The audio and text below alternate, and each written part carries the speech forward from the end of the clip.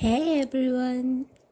So in this video, I'll be explaining how hemoglobin delivers oxygen throughout your body. I'll be explaining it in a very relatable way so that you can understand in an easy and quick way. Now on the screen are some of the keywords that you should remember while watching this video. Please take a note of it. Okay, alright, let's go into our topic, how hemoglobin delivers oxygen to the tissues of our body. Now, imagine your body is a big party hall full of guests waiting for food. Okay, so here food refers to oxygen and the guest refers to the tissues in your body. So for a big party like this, you know that the food is served by the waiters or the caterers to the guest. So here the waiters are our hemoglobin molecules present in our body.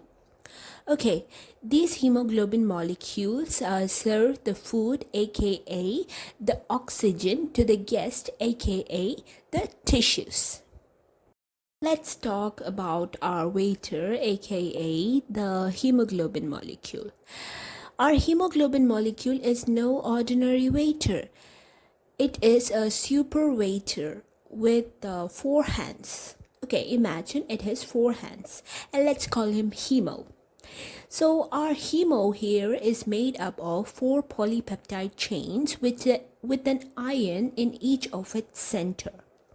Imagine these polypeptide chains are the arms of the waiter and the iron in its center is the palm. I told you that there are 4 polypeptide chains, right? That is the 4 arms. Let's call these 4 arms beta and alpha. So amongst the 4 arms, 2 are made up of beta and 2 are made up of alpha. So there are 2 beta chains and 2 alpha chains, making it totally of 4 polypeptide chains. Each of the beta chain is made up of 146 amino acids and each of the alpha chain is made up of 141 amino acids, making it a total of 574 amino acids, like 146 plus 146 plus 141 plus 141, making it a total of 574 amino acids. Remember, each of these arms have a palm and that is called the iron, as the iron holds the oxygen atom. So when you imagine a waiter, it is in the palm of the waiter that the food is held. Here the oxygen is held by the iron atom, aka the palm of the waiter.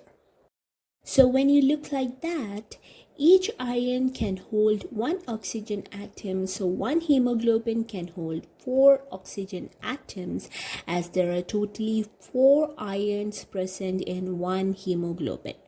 So that is why I called our hemoglobin our super waiter. Now, as you know that our guests are hungry, that is, our tissues need oxygen.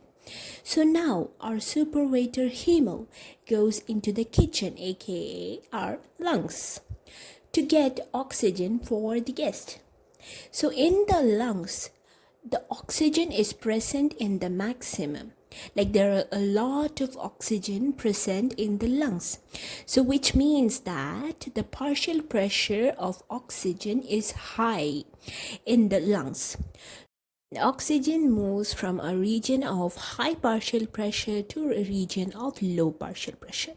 That is, in the hemoglobin, there is no oxygen, while in the lungs, there is very high amount of oxygen. So from the lungs, where the partial pressure of oxygen is high, the oxygen moves to the hemoglobin, where the partial pressure of oxygen is low. Very simple. So the waiter's hands are empty. The kitchen is full of foods. So the waiter goes into the kitchen, picks up foods in his hands. Likewise, the hemoglobin is empty and the lungs is full of oxygen. So the hemoglobin goes, picks up oxygen in its polypeptide chains, that is the iron present in the polypeptide chains, and fills up its hands, aka the iron. Now our waiter is all set to deliver these foods to the tissues. Now our hemo waiter has oxygen in his hands. So let's call him the oxyhemo or the oxyhemoglobin, as the hemoglobin has now oxygen with it. Oxygen food is ready to be delivered to the guests. So now our oxyhemo waiter goes with the food to the hallway where the guests are waiting, through the hallways, right?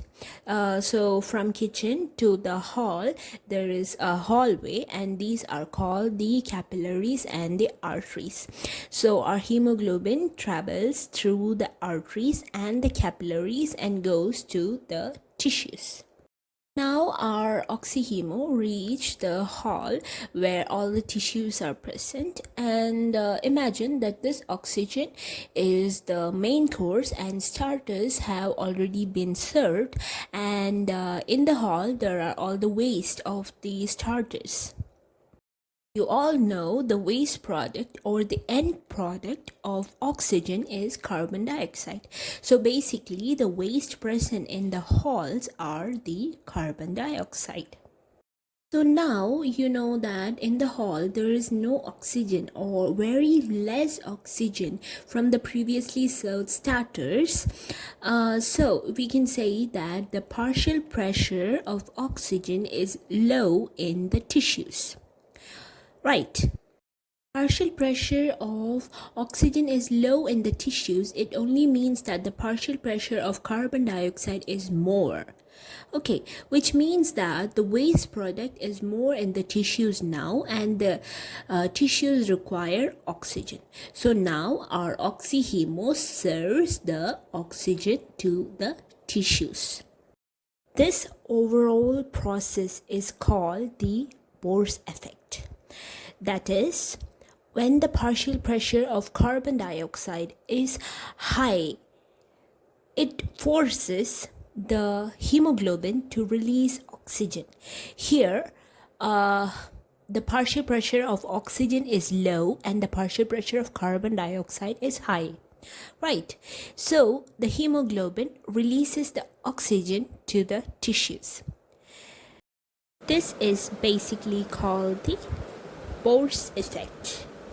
So half the work of our waiter hemoglobin is done. The oxygen is served to the tissues. Now what is the next half work? So a waiter doesn't only serve food. He has to take the waste from the tables back into the kitchen. So that is the next job. Now that the oxygen is served to the tissues, our waiter is no longer oxyhemo. It's just hemoglobin. So now our hemoglobin has to pick up the waste, aka the carbon dioxide, from the hall and take it back to the kitchen. Now our waiter hemoglobin has to deal with this waste carbon dioxide, and he can do it by 3 ways. First way is the most straightforward or the simple way, that is by the formation of carbaminohemoglobin. That is, the waiter takes the trash directly in his hands. So just how he took oxygen in his hands and served it to the guest, the waiter directly picks up the trash in his hands and takes it back to the kitchen. That is, at that time oxyhemoglobin was formed, and now with carbon dioxide, carbaminohemoglobin is formed. The second way is a little indirect. So in this way, the carbon dioxide, that is the waste, is converted into bicarbonate ions in the plasma. That is, instead of the waiter directly carrying this carbon dioxide in his hands, this carbon dioxide is converted into bicarbonate ions and packed into special bags called plasma, that is the blood plasma. So the carbon dioxide is packed into the blood plasma and then taken into the kitchen. Third way is very simple. The waiter doesn't pick up this carbon dioxide. So imagine these are the carbon dioxide, these are the waste that have fallen on the ground. So the waiter just sweeps it along the way. So this carbon dioxide is taken directly by dissolving in the blood. So it is just directly swept from the floor and taken to the kitchen. So our carbon dioxide is dissolved in blood and transferred to the lungs in the third way. To summarize, the carbon dioxide is taken back to the lungs in three ways, that is by the formation of carbaminohemoglobin, that is the hemoglobin takes it and directly takes it to the lungs. This is how majority of carbon dioxide is transferred to the lungs. The second way is by the formation of bicarbonate ions in the plasma, the second major way, and finally the carbon dioxide is directly dissolved in the blood and then taken to the lungs. This is not a major way, but very little amount of carbon dioxide is transferred to the lungs in this way. The most major way is through the formation of carbaminohemoglobin. And that's it. That's how a hemoglobin delivers oxygen to the tissues and takes carbon dioxide from the tissues back into the lungs. So this carbon dioxide that is taken back to the lungs is what we breathe out, the carbon dioxide that we breathe out. Now one whole cycle of hemoglobin delivering oxygen from the lungs into the tissues and from the delivering carbon dioxide from the tissues back into the lungs are over.